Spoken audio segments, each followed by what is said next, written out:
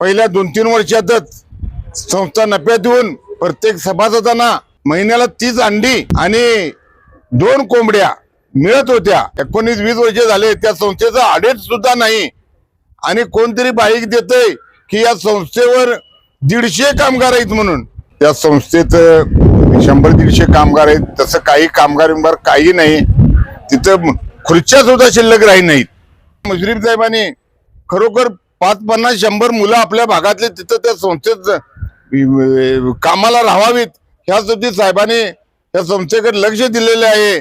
तुम्ही सगळ्या सभासद बंधूंनी कपशी या चिन्हावर शिक्का मारून प्रचंड बहुमताने निवडून द्या व परत बाजीराव होडगे चेअरमन, परत अंडी, परत कोंबड्या आणि परत वर्षाला ऑडिट होलं जाईल एवढी विनंती करतो।